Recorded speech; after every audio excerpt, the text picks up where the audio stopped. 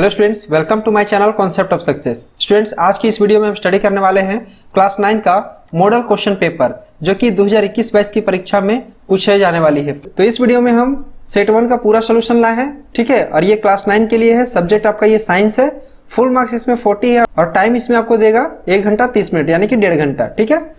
तो चलिए फटाफट से हम समझ लेते हैं। ये मॉडल सेट बहुत ही इंपॉर्टेंट है एग्जाम के व्यू से, क्योंकि फाइनल एग्जाम में इससे ज्यादा क्वेश्चन लड़ते हैं, ठीक है। यानी आप अगर इस सेट को, इसमें जो 3-3 सेट दिए हुए हैं, अगर आप इसे अच्छे से पढ़ लेते हो, अच्छे से प्रैक्टिस कर लेते हो, तो आपको एग्जाम में कोई भी प्रॉब्लम नहीं होगी। तो बने रहे हमारे इस वीडियो के एंड तक। चलिए शुरू करते हैं इस वीडियो को। क्या है हमारा पहला क्वेश्चन, देखते हैं। ऊर्जा और शक्ति का एसआई मात्रक लिखिए। ऊर्जा और शक्ति का एसआई मात्रक आपको लिखने हैं। तो ये 2 नंबर का सवाल है और ये सेक्शन ए का है, ठीक है बच्चों।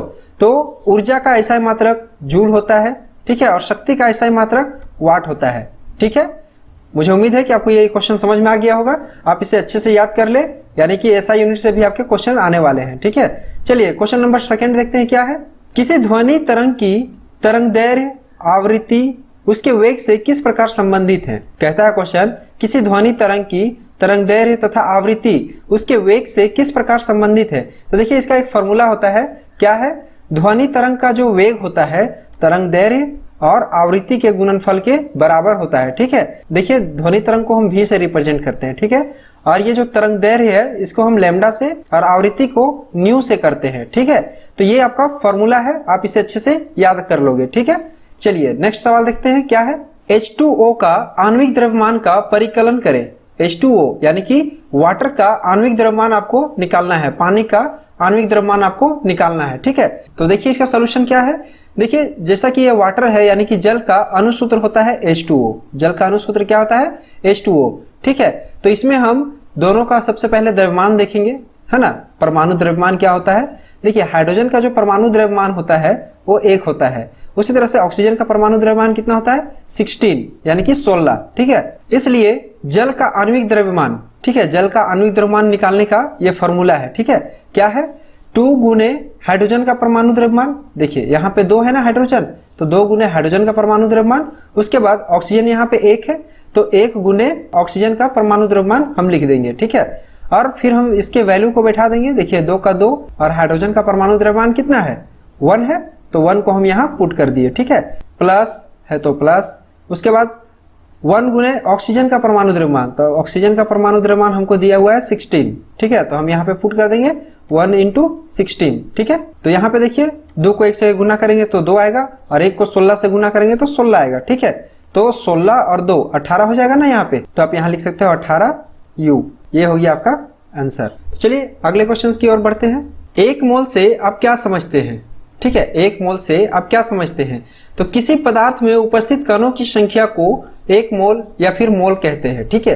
किसी पदार्थ में उपस्थित कणों की संख्या को क्या कहते हैं, मोल कहते हैं, ठीक है। इसे दूसरे तरीका से कैसे लिख सकते हैं। देखिए किसी पदार्थ यानी कि पदार्थ में हो सकता है तत्व, यौगिक या फिर आयन। किसी पदार्थ के 6.022 × 10⁻23 कणों को 1 मोल कहते हैं। 1 मोल बराबर होता है 6.022 × 10⁻23, इतना होता है आपका 1 मोल का वैल्यू, ठीक है। चलिए अगला सवाल देखते हैं। नाइट्रोजन स्थिरीकरण किस जीवाणु द्वारा किया जाता है। क्या है क्वेश्चन, नाइट्रोजन स्थिरीकरण किस जीवाणु द्वारा किया जाता है, ठीक है।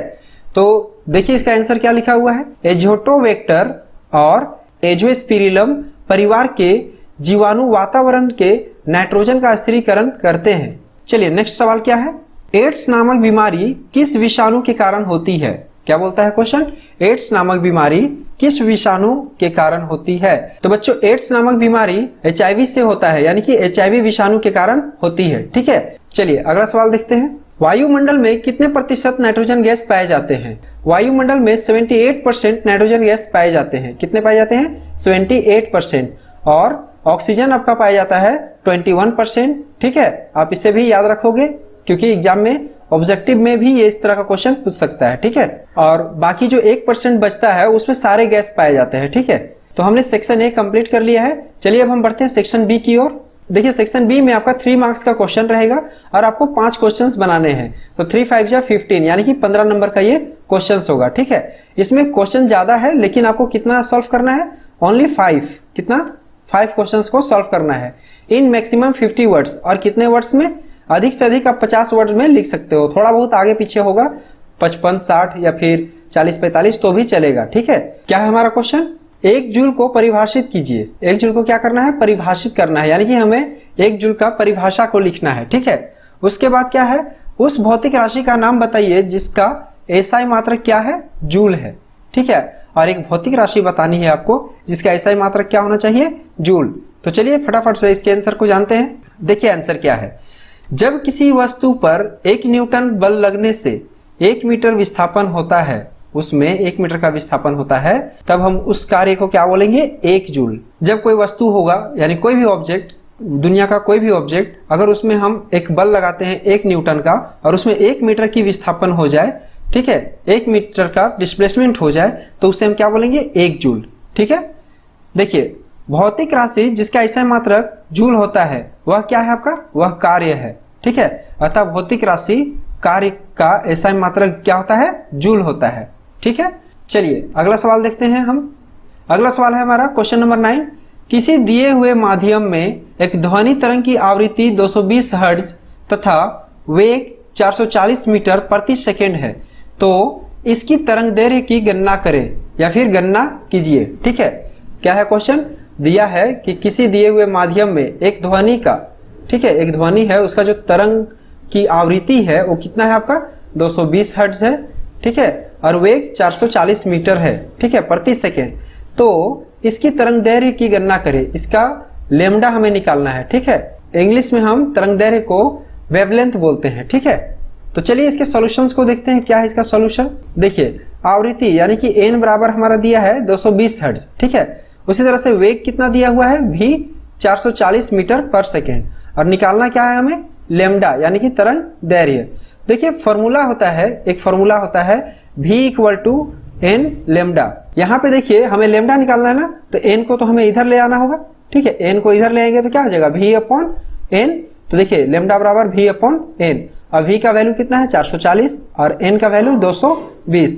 तो देखिए इसे हम काट देते हैं, 0 से 0 कैंसिल हो जाएगा और 22 से कम 22 और 22 दूना 44, यानी कि जो लेमडा है उसका वैल्यू कितना आ गया? 2 मीटर। ठीक है, ये हो गया आपका आंसर। चलिए अगला सवाल की ओर बढ़ते हैं। 46 ग्राम सोडियम परमाणु में कणों की संख्या ज्ञात करें। क्या बोल रहा है क्वेश्चन? 46 ग्राम सोडियम परमाणु में कणों की संख्या ज्ञात करें। ठीक है, तो देखिए आंसर क्या है? परमाणुओं की संख्या बराबर दिया गया द्रव्यमान गुने मोलर द्रव्यमान। ठीक है, उसके बाद हम लोग इसमें गुना कर देंगे क्या?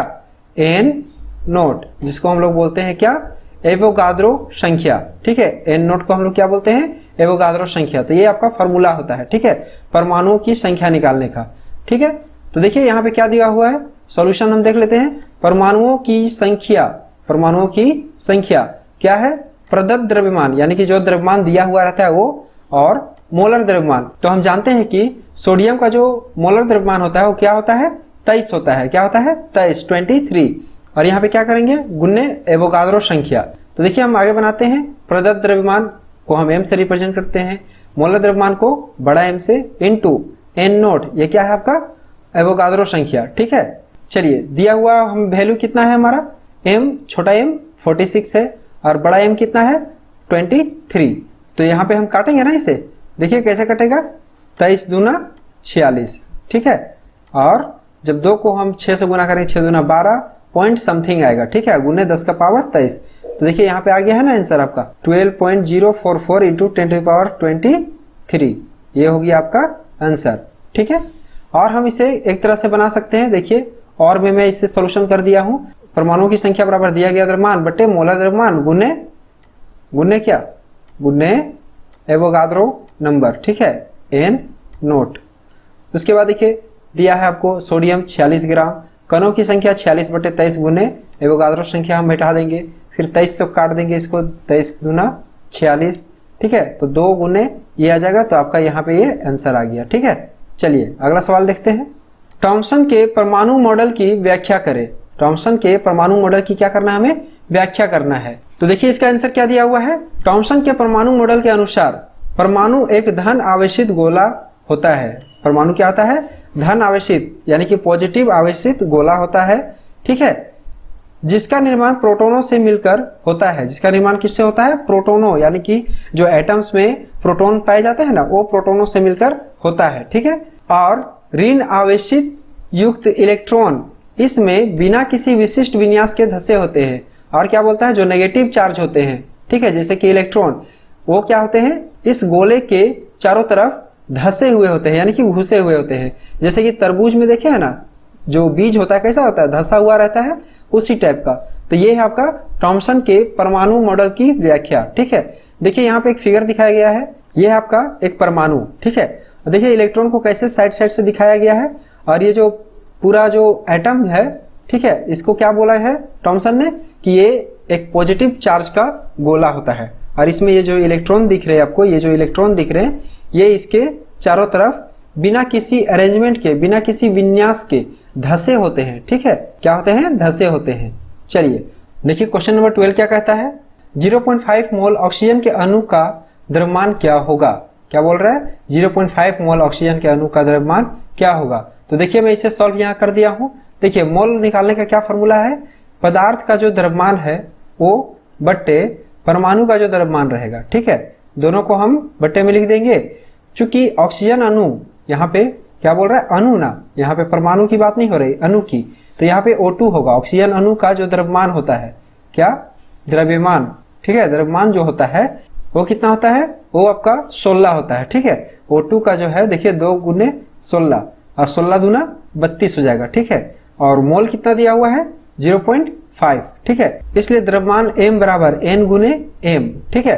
तो M बराबर क्या है? N कितना दिया हुआ है? N है आपका 0.5 इंटू M हम कितना निकाले? ये जो देखिए 32 है ना, ये होगा आपका M। ये निकाले हम 32। तो हम पॉइंट यहाँ से उठाएंगे तो नीचे 10 आ जाएगा। 5 से काट देंगे इसे, 5 दूना 10, 5 एकम 5। और यहाँ पे आपका 2 बच गया। 2 का टेबल जब 16 बार पढ़ेंगे तो कितना आ जाएगा? 32 आ जाएगा ना। ठीक है। तो यहाँ पे देखिए 16 को हम 1 से गुना करेंगे तो 16, इसलिए M बराबर कितना आ जाएगा? 16 ग्राम आंसर। ठीक है। चलिए अगला सवाल देखते हैं। प्रतिरक्षीकरण क्या है? प्रतिरक्षीकरण क्या है? ठीक है। तो देखिए क्या है इसका आंसर? जब किसी वैक्सीन का उपयोग शरीर के अंदर सूक्ष्म जीवों को मारकर या उनके प्रवेश पर रोक लगाते हैं तो इससे शरीर की प्रतिरोधक क्षमता बढ़ जाती है। क्या हो जाती है? बढ़ जाती है। शरीर में रोग से लड़ने की क्षमता का विकास करने की प्रक्रिया को प्रतिरक्षीकरण या फिर इम्यूनाइजेशन कहते हैं। ठीक है। क्या बोल रहा है आंसर? जब किसी वैक्सीन का उपयोग करके शरीर के अंदर सूक्ष्म जीवों को मारकर या उनके प्रवेश पर रोक लगाते हैं तो शरीर की जो प्रतिरोधक क्षमता होती है, यानी इम्यूनिटी पावर, क्या हो जाती है? बढ़ जाती है, जिससे शरीर में रोग से लड़ने की क्षमता का विकास होता है। और यही प्रक्रिया क्या कहलाता है? प्रतिरक्षीकरण। ठीक है। इम्यूनाइजेशन। ठीक है। चलिए अगला क्वेश्चन देखते हैं। क्वेश्चन नंबर क्या है? ये 14। जल प्रदूषण के 3 कारण बताइए। क्या है हमारा क्वेश्चन? जल प्रदूषण के कितने कारण बताने हैं? 3 कारण। ठीक है। तो देखिए जल प्रदूषण के 3 प्रमुख कारण इस प्रकार हैं। क्या है? पहला है आपका औद्योगिक अपशिष्ट। ठीक है। औद्योगिक अपशिष्ट यानी उद्योग से जो अपशिष्ट निकलते हैं, केमिकल निकलते हैं, कचरा निकलते हैं। ठीक है। वो है आपका जल प्रदूषण का पहला कारण। ठीक है। उद्योग का कचरा जल स्रोत में डाल दिया जाता है। ठीक है। जो कि जलीय जीवों के लिए क्या है? हानिकारक और उनके लिए हानि उत्पन्न करता है। ठीक है। तो ये है आपका औद्योगिक अपशिष्ट जल प्रदूषण का पहला कारण। दूसरा है मानव स्वच्छता गतिविधियां, जैसे कि मानव स्वच्छता के लिए यानी कि साफ सफाई के लिए या फिर अपने घर में साफ सफाई के लिए जो इस्तेमाल करते हैं केमिकल वगैरह, पानी वगैरह, उससे भी जल का प्रदूषण होता है। जैसे नहाना, कपड़ा धोना आदि जल स्रोत को दूषित कर देता है। ठीक है। क्योंकि सफाई कार्य के लिए प्रयुक्त जो साबुन के हानिकारक रसायन होते हैं वो कहाँ मिल जाते हैं? पानी में मिल जाते हैं, यानी कि जल में, जिससे कि जल का क्या हो जाता है? प्रदूषण। चलिए अगला पॉइंट क्या है? रासायनिक उर्वरक। ठीक है। रासायनिक उर्वरक जैसे कि किसान द्वारा उपयुक्त कीटनाशक, जो पेड़ पौधों में किसान कीटनाशक के रूप में केमिकल्स छिड़ते हैं। ठीक है। पत्तों पे। और उर्वरक, और जो उर्वरक होता है यानी कि खाद बहा दिए जाते हैं। देखिए बरसात के मौसम में जब हम पौधों को सुरक्षित करने के लिए उस पर जो केमिकल का छिड़काव करते हैं और जो खाद डालते हैं वो बहते हुए पानी में चला जाता है और वो नदी में चला जाता है, जिससे कि जलीय जीव क्या होते हैं? प्रभावित होते हैं। ठीक है। और जलीय पौधों और जीव के शरीर में प्रवेश कर जाते हैं, यह अवसर मिलने पर खाद्य श्रृंखला के माध्यम से मानव शरीर में भी पहुंच जाते हैं।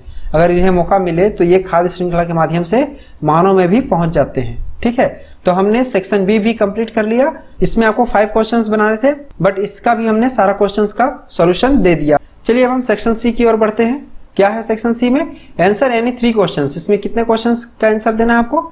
3 क्वेश्चंस इन 100 वर्ड्स। कितने वर्ड्स में? 100 वर्ड्स में। देखिए ये 5 मार्क्स के क्वेश्चंस है जिसमें कि आपको 3 करने हैं, तो 5 3 जा 15, यानी कि ये 15 नंबर का क्वेश्चन रहेगा आपका। ठीक है, इसमें आपको सिर्फ 3 सॉल्व करने हैं। ठीक है, देखिए 15 नंबर क्वेश्चन क्या है? किसी पिंड की गतिज ऊर्जा को परिभाषित करें।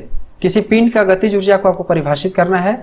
गतिज ऊर्जा के लिए व्यंजक प्राप्त कीजिए। ठीक है, यानी कि गतिज ऊर्जा का जो फॉर्मूला होता है उससे हमें क्या करना है? ज्ञात करना है। ठीक है, चलिए देखते हैं क्या है इसका आंसर। गतिज ऊर्जा की परिभाषा, आप इसे परिभाषा लिखिएगा। ठीक है, किसी वस्तु की गति के कारण उसमें उपस्थित ऊर्जा को गतिज ऊर्जा कहते हैं। क्या कहते हैं? किसी वस्तु में उसकी गति के कारण उपस्थित ऊर्जा को क्या कहते हैं? गतिज ऊर्जा। ठीक है, देखिए गतिज ऊर्जा का जो सूत्र होता है वो निकालना है ना। अगर m द्रव्यमान की एक वस्तु एक समान वेग से u से गतिशील है, ठीक है, अगर कोई वस्तु है जिसका मास कितना है? m है, द्रव्यमान कितना है? m है, और वह वस्तु जो है एक समान वेग u से गतिशील है। ठीक है, u से क्या है? गतिशील है। इस वस्तु पर नियत बल F विस्थापित की दिशा में लगता है, और जिधर वो विस्थापित हो रहा है उसमें क्या लग रहा है? एक F बल लग रहा है, और बल लगने के कारण S दूरी तक विस्थापित हो जाता है, और कुछ दूरी यानी कि S तक वो विस्थापित हो जाता है। इसका वेग u से क्या हो जाता है? v। अगर कोई वस्तु चलेगा बल लगने पे तो प्रारंभिक वेग u रहेगा और अंतिम वेग क्या हो जाएगा? v। तब त्वरण a उत्पन्न होगा, तब एक आपका क्या होगा? वहां से उत्पन्न त्वरण उत्पन्न होगा, जिससे हम क्या बोलेंगे?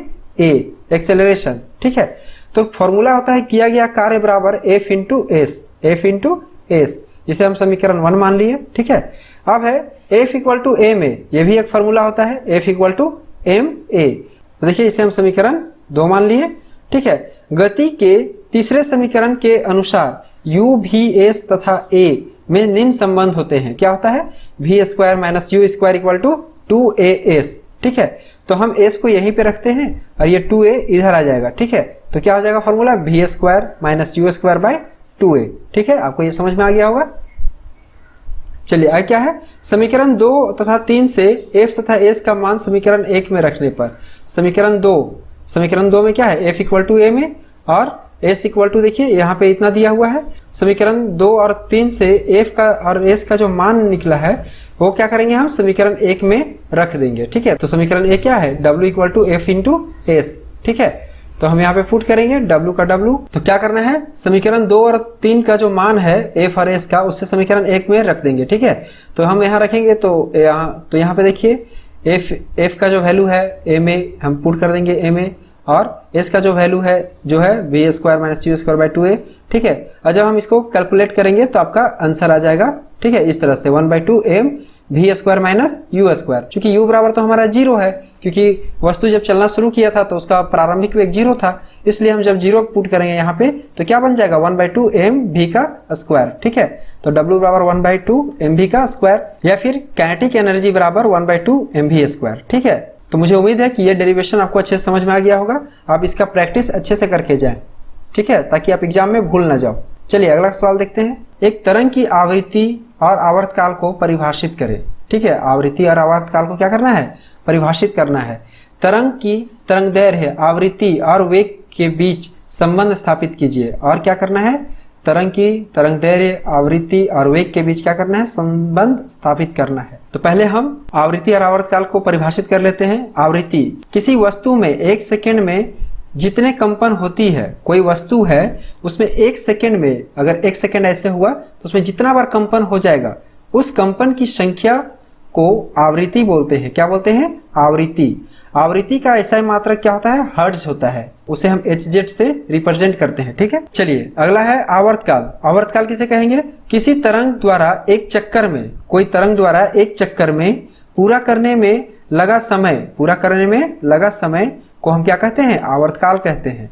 ठीक है, तो आप डेफिनेशन को अच्छे से याद रखोगे क्योंकि ये पूछेगा ही पूछेगा। ठीक है, आगे देखते हैं क्या है क्वेश्चन जो इसमें दिया हुआ था। और ठीक है, तरंग वेग आवृत्ति तथा तरंग दैर्घ्य में संबंध स्थापित करें। ठीक है, यहाँ पे ये क्वेश्चन दिया हुआ है ना, तरंग दैर्घ्य, आवृत्ति और वेग में संबंध स्थापित करें, तो ये सेम क्वेश्चन है। ठीक है, तो इसी को मैं यहाँ पे सॉल्व किया हूँ। क्या है, तरंग वेग, आवृत्ति तथा तरंग दैर्घ्य में संबंध। माना कि तरंग की आवृत्ति n, तरंग दैर्घ्य लैम्डा, आवर्तकाल t तथा तरंग का वेग क्या है, v है।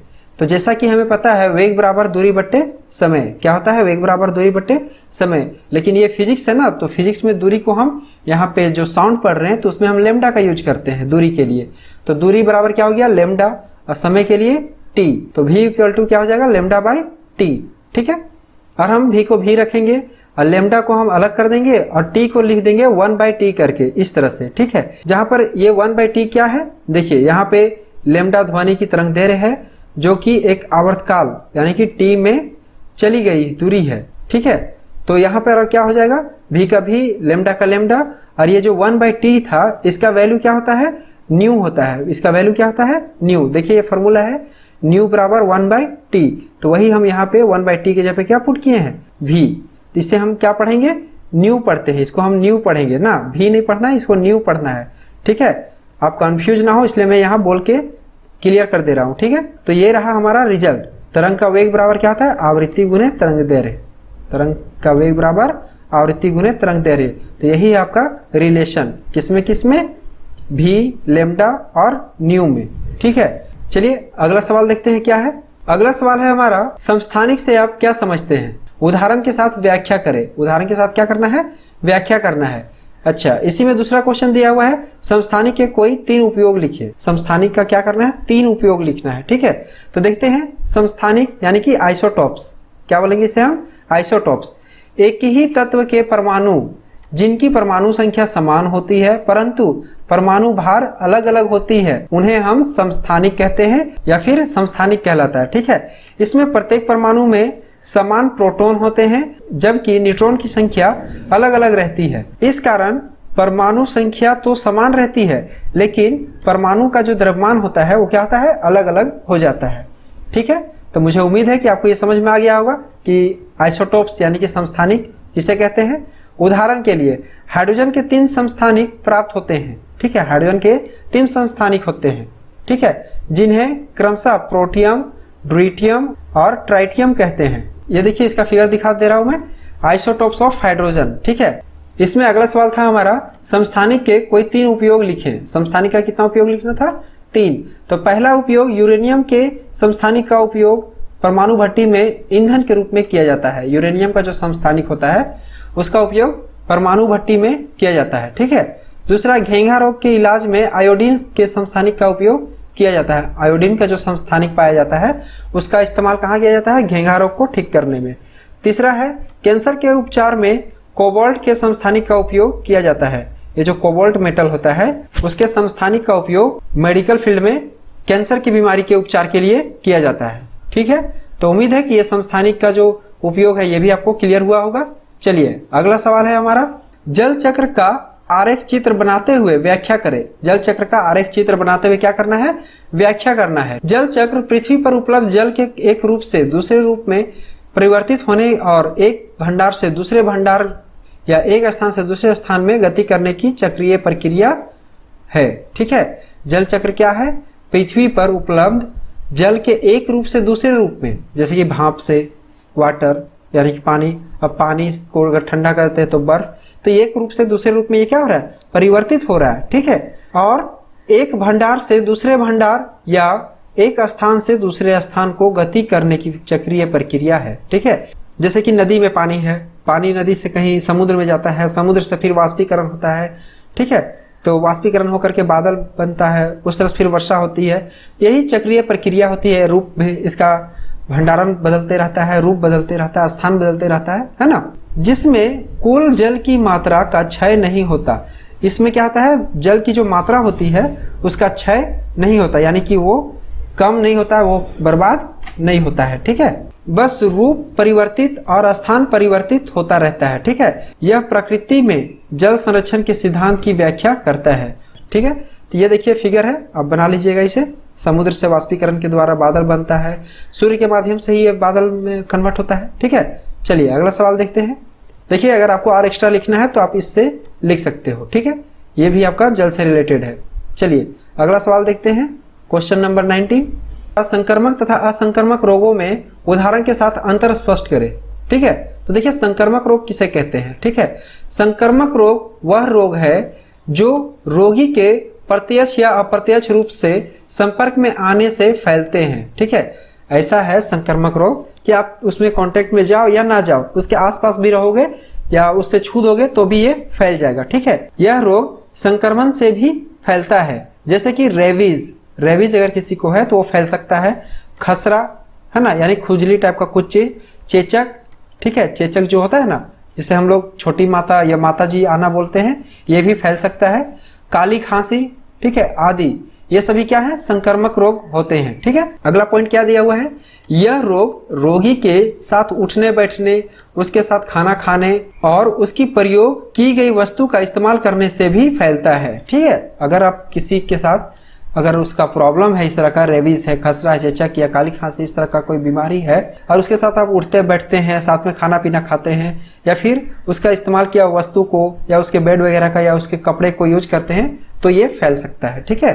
तो चलिए अगला हम देखते हैं असंक्रमक रोग क्या होता है। असंक्रमक रोग भी रोग है, असंक्रमक रोग भी क्या है, एक रोग है, लेकिन जो रोगी के प्रत्यक्ष या अप्रत्यक्ष रूप से संपर्क में आने से नहीं फैलते। अगर किसी को असंक्रमक रोग है और अगर वो किसी से मिलता जुलता है तो ये फैलता नहीं है। यह रोग संक्रमक रोगी की तरह एक व्यक्ति से दूसरे व्यक्ति में नहीं फैलता, ठीक है। जैसा कि मैं अभी बताया, विभिन्न प्रकार के मानसिक रोग, बवासीर, मधुमेह आदि असंक्रमक रोग के उदाहरण है, ठीक है। यह रोग एक व्यक्ति से दूसरे व्यक्ति में नहीं पहुंच सकते। यह रोग संतुलित व पौष्टिक आहार के अभाव के कारण होता है, ठीक है। अगर आप संतुलित आहार या पौष्टिक आहार नहीं करते हो तो ये रोग होने की संभावना हो सकती है, ठीक है। तो इस वीडियो में मैंने क्लास 9 का जो सेट 1 है उसके सारे क्वेश्चंस को कंप्लीट कर दिए हैं, ठीक है।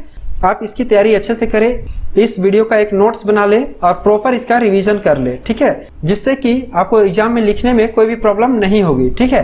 क्योंकि एग्जाम में आपको लिखना पड़ेगा, क्योंकि ये आपको वहां पे थ्योरेटिकल है ना, वहां पे थ्योरी पेपर है, यानी कि लिखना पड़ेगा। ये प्रैक्टिकल नहीं है, ऑब्जेक्टिव नहीं है, तो वहां पे आपको लिखना पड़ेगा और लिखने के लिए आपको प्रैक्टिस चाहिए।